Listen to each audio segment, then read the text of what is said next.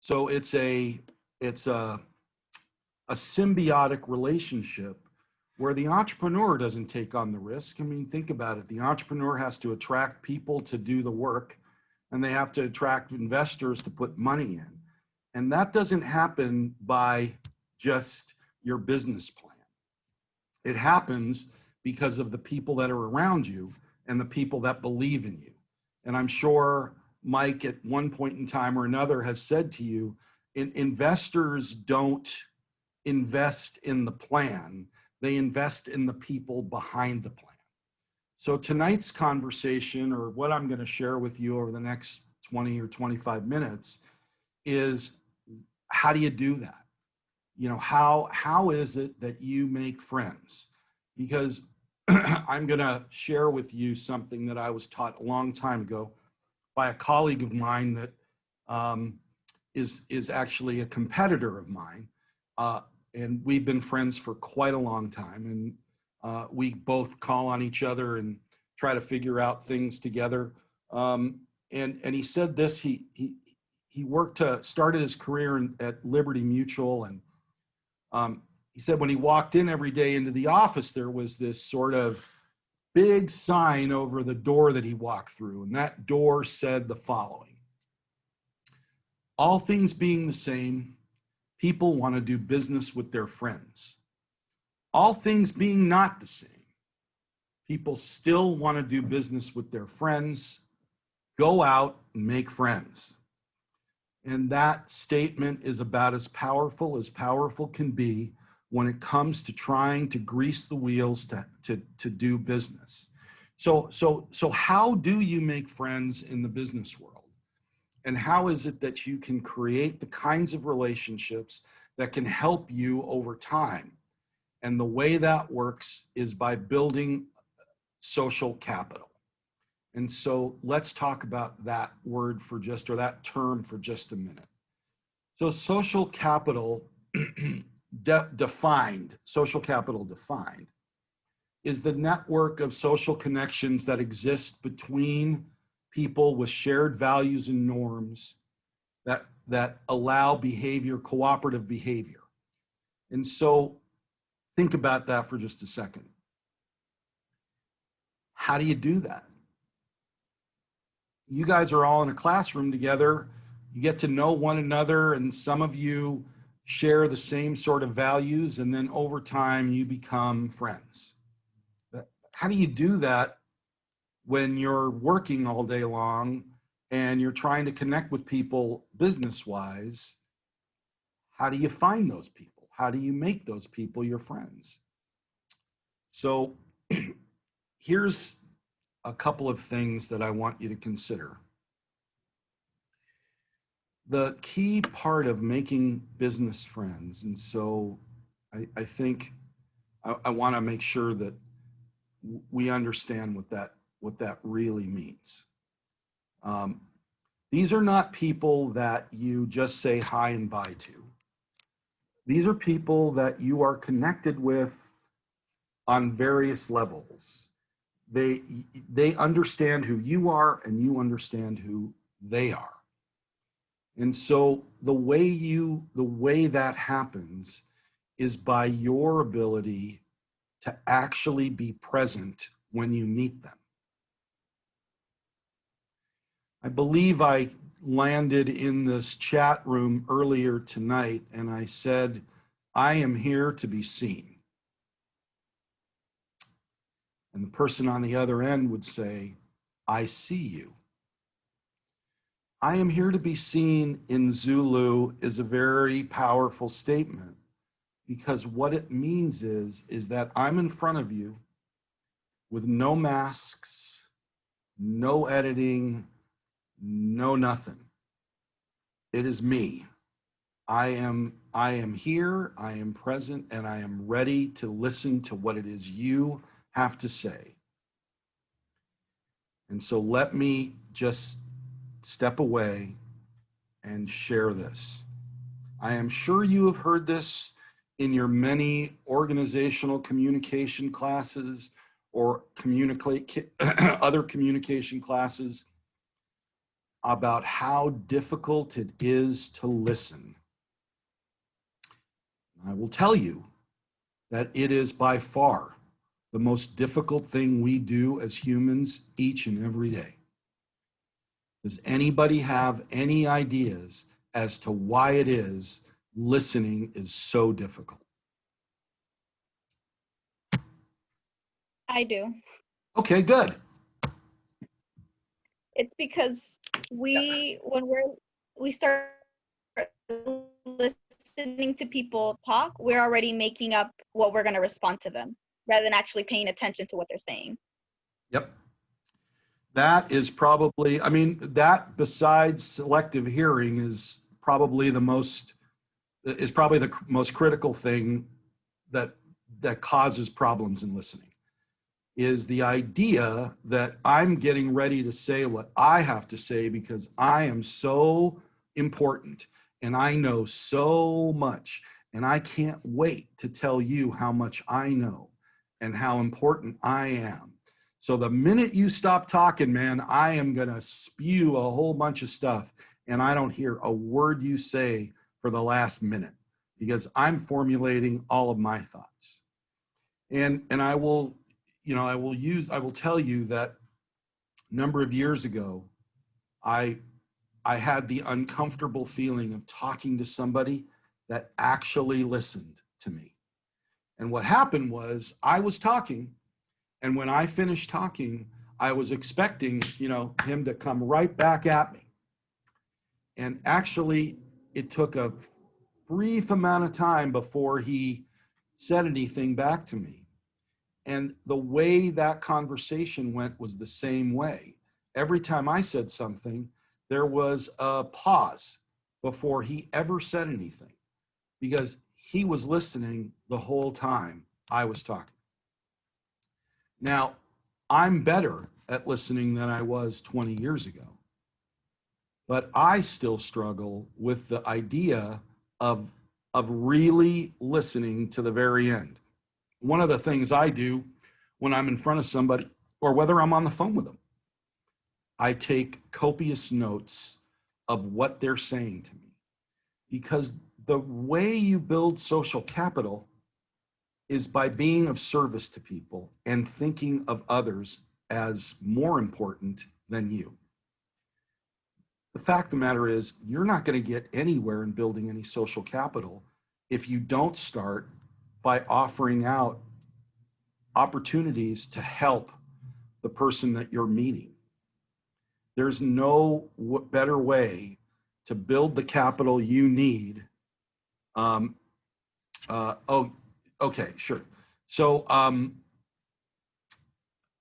there's no better way to do it than by helping them. So let me give you some ideas. So you guys all mentioned LinkedIn, and by the way, Anise, I appreciate the comment. You were spot on. Let me, you guys all, 50% of you said LinkedIn. So what exactly are you, how does it work on LinkedIn? What is it that you're doing? Are you sending out messages to people you think you want to meet and trying to connect with them? Are you waiting for people to try and connect with you? What are you doing? Or you just think LinkedIn is the right place to be? I think that if you have a LinkedIn account, that you should be actively looking to connect with people instead of waiting for others to connect with you. Okay, and so are you Joanna? Yes. Okay, Joanna, so what would that sound like? What does that look like? If you're reaching out to somebody, what is your message to them? Well, I don't use button or I don't have a LinkedIn, so I don't know how it works on there. But I mean, I would assume that you would send them a message and say, hey, or maybe if you know somebody mutually, that would help. I heard about you through so and so, and I wanted to connect with you, something like that. Mm-hmm. I appreciate that, Joanna. That's a good comment for sure. So I, I've been working on LinkedIn and been on LinkedIn probably almost from the very beginning. And so as you all know, LinkedIn really started as a recruiting tool for recruiters. They were trying to recruit people. And so it was trying to sort of facilitate and take some of the friction out of recruiting for professionals. It has since grown into what it is today, which is really a marketplace of professionals promoting who they are and networking with various people. So the key is, so let me kind of step back for just a moment and kind of give you an idea. People reach out to me wanting to connect with me on a fairly regular basis. And my response to them is, okay, great. How is it that you see us doing business together, and how can I be of service to you? And generally speaking, I don't really get a response. And in that instance, I don't really connect with them, because I don't really need to connect with people that I don't know. Because my job is to get to know people, to make friends with them, so that I can help them. So imagine a conversation that looks a little bit like this. Hey, Joanna, you reached out to me, and I'm interested in getting a little bit, I'd like to learn a little bit more about you. Do you have some time for a phone call where we can kind of talk about what you're doing and how I can maybe help, and so I can get to know you better, so I can, support what it is you're trying to accomplish. Was there any word in there about me? No, No. word in there about me. Right. That's right. The idea here is that what I'm trying to do over time is build capital with the people that I get to know by either introducing them to people that I think they should know, offering them information that I think they should know, and being of service to them, with the idea that at a certain point in time, perhaps, maybe never, I'm going to be able to go to Joanna and say, hey, Joanna, I noticed that you know Joe over at this company. I'd really like to talk to Joe about a new product that I'm involved with. I promise you I won't sell him. I just want to talk to him. Would you mind making an introduction on my behalf? Joanna, are you likely to make that introduction? Well, yeah, because you helped me out when I needed it without asking for Well, anything in return, like right away. that's right. I helped you out when you didn't even ask to be helped out, right? Yeah. Happens in the conversation on the phone is the initial conversation. I'm listening to a lot of different things about who you are, and I'm asking a lot of questions about who you are and taking notes. And so what happens is, after that phone conversation, then what I do is I make those notes in my Outlook, and then I flag to send an email in a couple of weeks. And you may have said something that I caught, and I'm going to send you an email in 2 weeks. Go, hey, Joanna, it was great chatting with you a couple weeks ago. I remember you saying X, Y, and Z, and I thought because of that, you might be interested in this article. It might help you think through some things. Or Joanna, I noticed this or that, and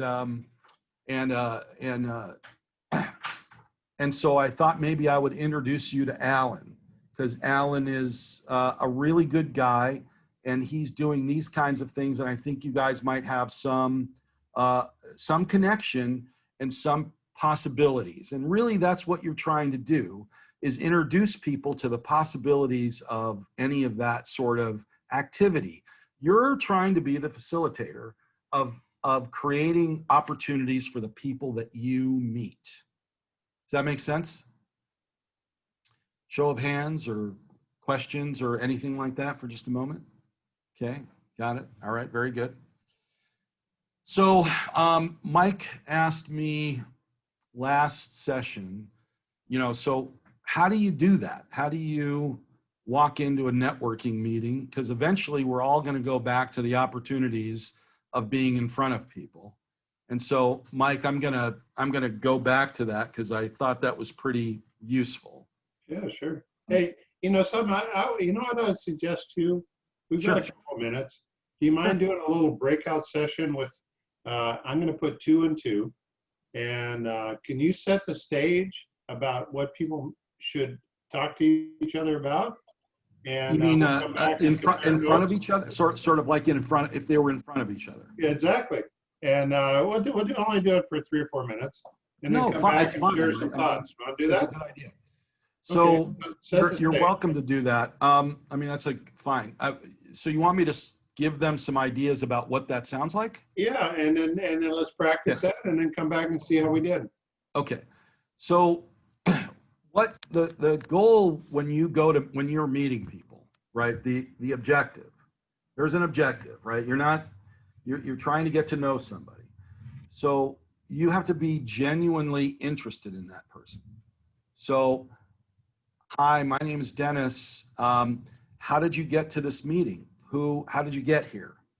Oh, I got here by this. Oh, yeah. And how do you know that person? Or how did you hear about that? Or you want to keep asking questions to facilitate a conversation and get to the place where, so Joel, what is it that you do for a living? Or what is it that you're studying right now and why?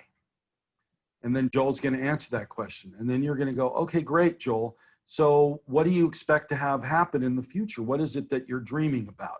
You're trying to get some information. You're trying to get as much information from that individual and not being afraid to ask questions because you're the person that's genuine, right? You're showing up, you're there.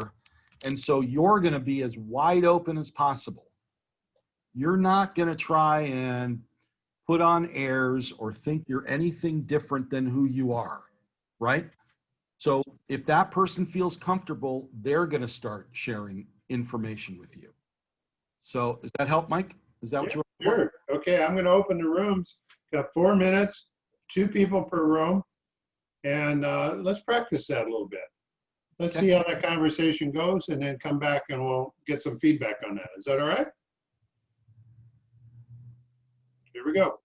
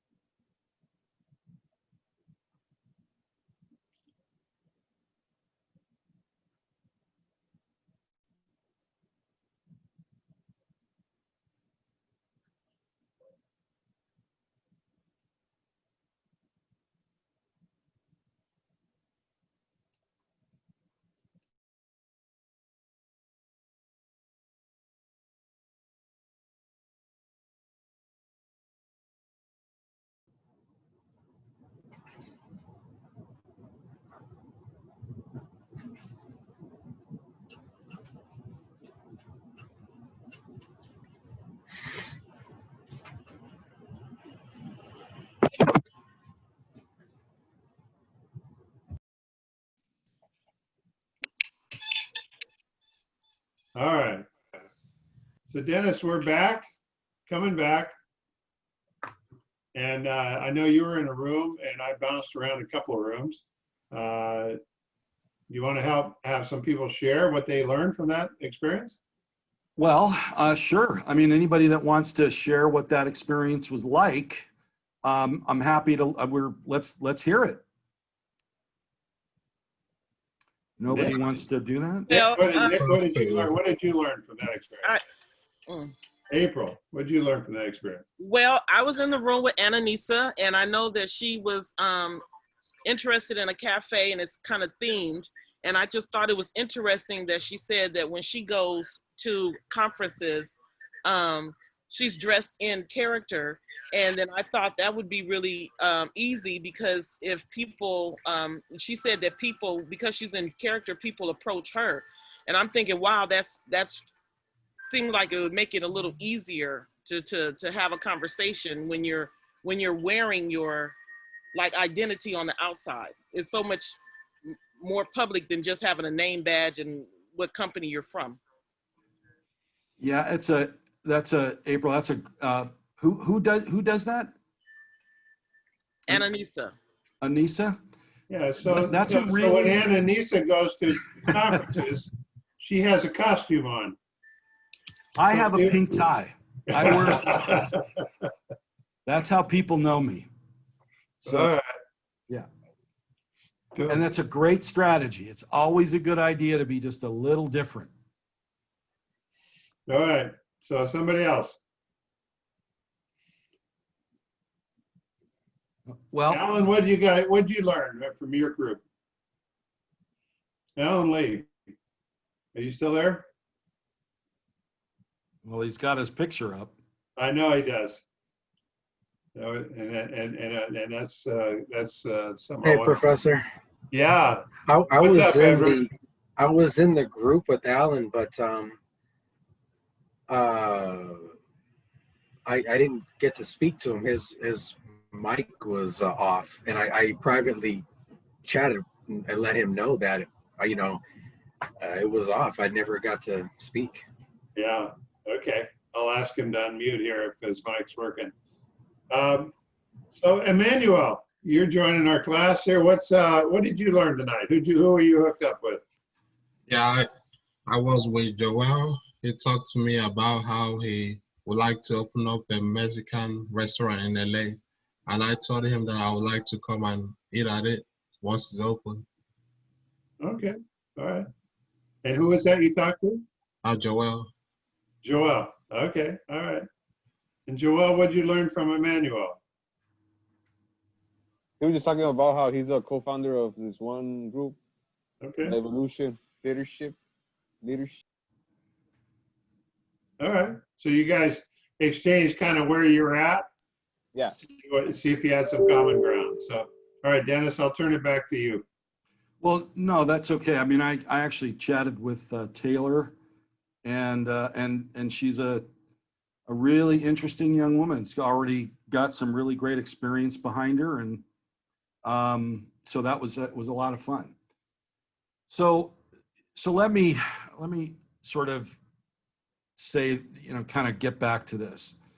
The idea, the key element to all of this is the notion that you have to have, sort of no fear in reaching out and meeting people. The fear that you have about meeting people is all in your head. And people want to, the one thing that you'll learn over time, if you don't already know this, people want to talk about themselves. And the more you can get them to talk about themselves, the more opportunity you're going to have to build some capital over time with that individual. It's just the fact of the matter, people want to talk about themselves. So it's your job to uncover all of the information you can about the person and not be afraid to ask them questions about almost anything. I mean, Taylor and I were talking, and then we sort of got to the end of some discussion about what she wants to do and perhaps how maybe I could help her. And then I asked her what high school has she grown up in LA? Then I asked her what high school she went to. And then we were starting to talk about her experience at high school because it was a charter school. All of that information is valuable because I'm trying to make friends with Taylor over a period of time. Because at some point in time, somewhere down the line, our paths may cross and things may be able to come of it. Here's the thing I'm going to say. You know, look, Mr. Rogers was a goofy guy. I'm not going to argue with you. But he also said some really powerful things. And I want you to think about this, because this is how I have built an entire career over 30 years with this idea in mind. And I'm telling you, it works if you just think about it. If only, here's the quote. If only you could sense how important you are to the lives of those you meet, how important you can be to the people you may never even dream of. There is something of yourself that you leave at every meeting with another person.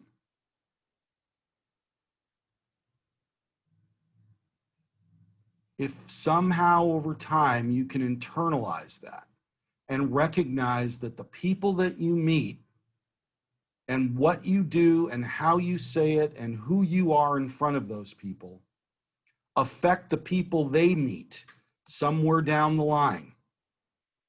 And you're leaving a piece of you with them as they are with you. And the more you want to be connected, the more you decide that that is important, the more value you are going to have in the people and the friends that you make over the course of your lifetime.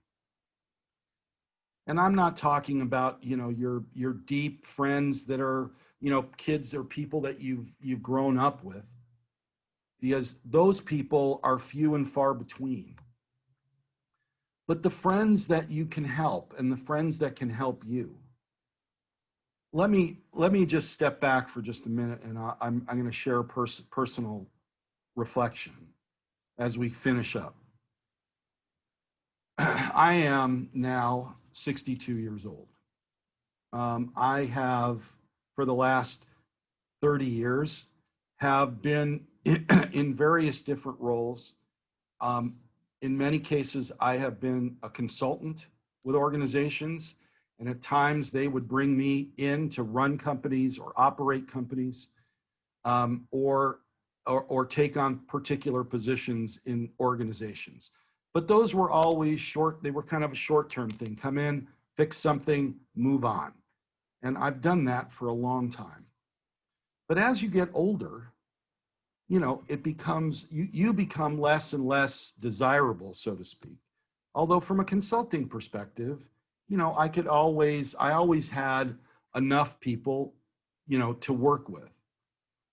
But a couple of years ago, a colleague of mine that I've known for 10 years took a position as the CEO of an organization, brought me in to consult, and then effectively put me in a position of leadership inside the organization to turn around a division of it. That all happened because of 10 years of having coffee with him every 3 months. We liked each other. We got along. We shared introductions and referrals between ourselves. We had never done business together ever. But he was part of a group of people that I committed to as a part of the influence, the network of influence that I had built. And those people I meet with every 3 months just to catch up, just to talk to them, just to find out how they're doing, just to see what's going on. And because of that, and because he got into a position where he felt like he could use my consulting services, the position I'm in right now is all due to that. I didn't have to give him a resume. I didn't have to do any of that. A number of years ago, I was working for the city of Burbank a long time ago, and we recruited for firemen. There were 10,000 applications for 6 positions. That is the case for all jobs, everything. The way you're going to find work is through the network of people you develop that trust you and like you. And let me say this. Like comes first. Trust comes second. You don't trust people you don't like. I can promise you that. They could be the most trustworthy person in the world, but if you don't like them, you're not going to really build any trust. So make friends by asking questions and getting to know people and making notes so that you can introduce people to them or offer them information or be of service to people. That's the key. That's the nugget. That's how you build social capital. Mike, you want to open it up for questions or anything that people might add, because we're close to the end. So. Yeah, we are. So, wow, powerful stuff. No, I'm glad you shared those thoughts. So, yeah, so we've got a couple of minutes, and I certainly welcome anybody on online to pick Dennis's brain. How can I be more successful? What should I be doing? Here's what I'm doing. How can I do it better? Okay. Yeah. So, hey, Nick. So Yes. you're with New York Life, right? That's right. Yes. Yeah. So I think there's not very many people that are selling life insurance or insurance. So you're in a very select audience. So people just flock to you to buy policies. Is that correct or not? No, absolutely not. Oh, you're kidding. Yeah. I wish it was the case. I wish that was the case. So what do you think might be help you be more successful at what you do? I need to make more friends because there you go. Ever since I started this business, I realized, either I did it wrong with all the people I already knew, which is why I hadn't had any success, or I just got to meet more, qualified people to be in that circle that I need. I need to build a better circle. And how do you find qualified people? Yeah. I don't know. In these days, LinkedIn, and then just kind of the people that you do know, I guess you got to take care of them and let that sprout to others. So you've got an expert on the line here. Okay. This man is in the Dennis, you're in the insurance business, right? Yes. Yeah. I run a commercial insurance. Yeah. So here's a young man working with New York Life. Yep. How can he be more successful? What advice do you have for him? Well, I think so. I'll offer. So Nick, you're a young man, right? Yes. Imagining what are you in your mid-20s or 22? Younger than that? 22. 22. And how long have you went through their sales program or whatever it was?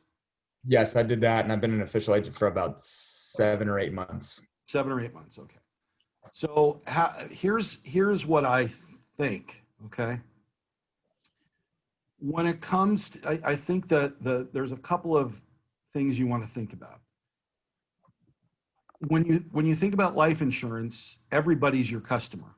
At some level, everybody's your customer. So the question becomes, what customer do you want, and why do you want them? So for instance, you're not going to go after, you don't want to rewrite policies of 60-year-olds that have had life insurance or that sort of thing. Perhaps you want to try and get younger people that are getting married for the first time. And, they're getting married and they're starting to think about what their future looks like. So you're going to sort of look at, okay, what are my friends doing? What are the people? Because I know with life insurance, they want you to talk to your friends. And so so here's the thing. If you were to walk up to me, Nick, and say to me, hey, Dennis, I haven't seen you for a while. I'm with New York Life and, what can I, Have you thought about life insurance? You know what's going to happen? I'm going to do this. I'm going to get as far away from me as you can, right? That's kind of what goes on. That's a mistake I made already. Yeah, I'm sure it is. And that's good that you learned it. So what you're going to do is do it differently. You're going to reach out to people that you do know, and you're going to reach out and say, hey, you know what? You know, I haven't seen you for a while, or hadn't thought about you for a while. And I know that, you know, at one point in time when we were in school, you like this, or when we were kids, you like that. And I found this on the internet. I found this article, and I thought you might get a kick out of it. And you're going to send that person a message, or you're going to get on the phone and say, what, you know, you're going to start to provide information or introductions or get to know them all over again. And you're going to keep developing that, because you're in a very, very, very long game. You've got to think about this in the long term, not in the short term.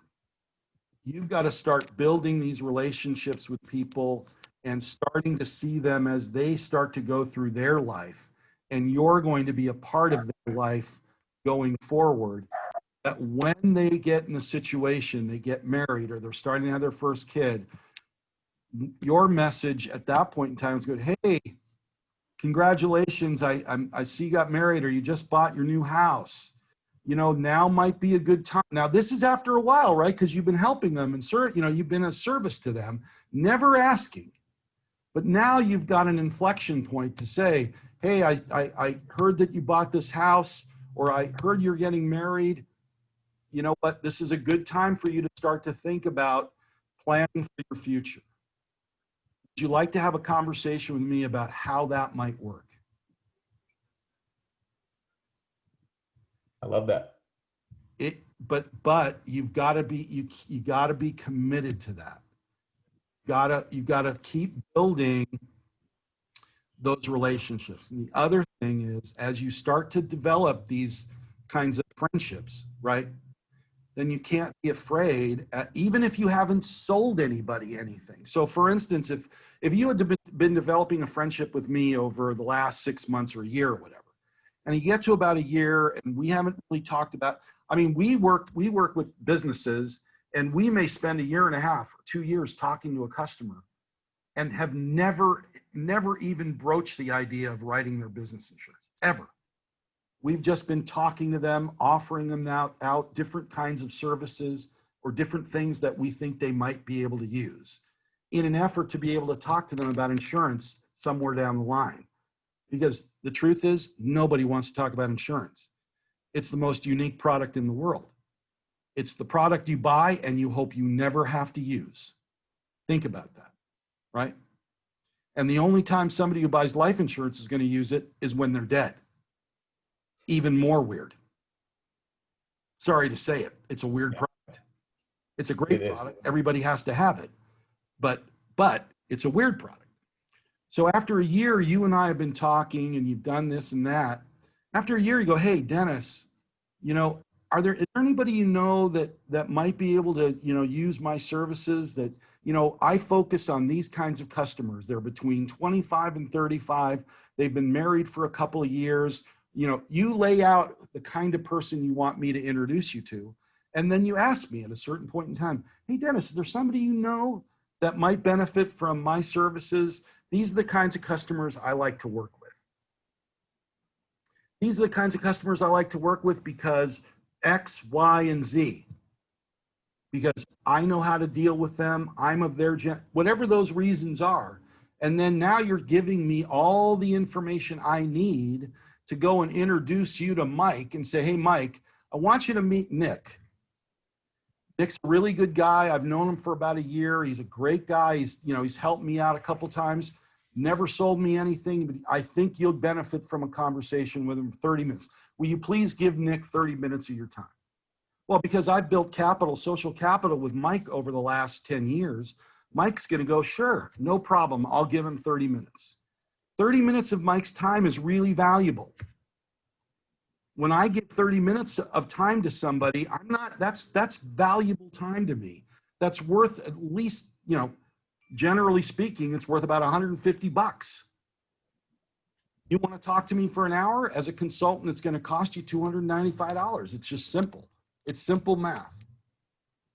So I don't give a half an hour away unless somebody like Mike says, Mike, it says, Dennis, I want you to talk to Nick for 30 minutes. It'll be worth your time. That time and energy and planning and commitment to the process of helping other people and thinking about them first and finding ways to help them. And I promise you, Nick, if you sort of follow this model a little bit, 3 years from now, you will start to have built a book of business that you can leverage over a longer period of time. But it's 3 to 5 years. And if they've told you anything less than that, they're lying to you. That's beautiful. I appreciate it, Nick. That's very helpful. Not a problem, Nick. So don't forget And feel free to reach out to me on LinkedIn. I will. Yeah, so Nick, make sure that you get Dennis's contact information so that you can send him some commission residual checks. For your Give the whole first. That's right. 3 years down the road. All right, Dennis, thank you, sir. Thanks. Thank you, Michael. All right. Yeah, I'll tell you what, it's always a pleasure to work with you. We will connect back at 7 o'clock. Okay. Any questions from anybody else on the line, please express them now. Otherwise, I'm going to shut down this session. I actually have a question. Yeah, sure. Here we go, Manuel. So this event was really awesome, and I would like to know, is this posted on LinkedIn? Because you mentioned that you have it every weekend. I would like to Yeah, for the last 7 years. Wow, that's really cool. Yeah, so I post the flyer for who's coming, and you know, this Zoom code right now I'm using all semesters, so you're welcome to join any Tuesday. We have 3 sessions, 4 to 5, 5:30 to 6:30, 7 to 8. And you know, I know you're doing a startup. You're going to see some people, including Dennis, that are great networking opportunities. So that's wonderful. I'm happy to, if you reach out to me on LinkedIn, I'm happy to send a message back and see how we might be able to connect. I'm happy to. Dennis Bernstein on LinkedIn. So yep, got a beautiful picture there. It's his high school. It's his high school graduation picture. Give me a hard time about that picture. Of course I will. Why not? Right. Dennis, thank you, sir. Thanks, Michael. We will see you at 7. All right. Thanks, all. Take care. Okay. Bye-bye. All right. I'm going to hang for a minute here with my class. Anybody have any questions on anything going on? April, you good? Guillermo, you good? Sophie? I'm I have a good. question. Oh, Yeah, what's up? okay. I want to establish my LinkedIn account, but I don't want my coworkers and my supervisors to know what my business plan is. Well, don't put it up there then. So then don't do a LinkedIn, period. Okay. Well, no, do a LinkedIn, but don't do your business plan up there. Well, that's the connections that I want to make. Not necessarily. Hey, listen, I mean, I know what you're trying to do. And I went up and actually did some research on different sites for what you're trying to do. And there's some really powerful things that are available to you and companies and so forth. So investigate LinkedIn as a tool as opposed to a marketing face for you at this moment. And I think you'll be successful. You know, look at the apartments, rentals, management, some of the areas that you're talking about. So, Okay. yeah, I'll explore that with you another time. But I understand. And I was working with that today a little bit. And Thursday, bring it up on Thursday. So. All right. See you Thursday. Okay. All right.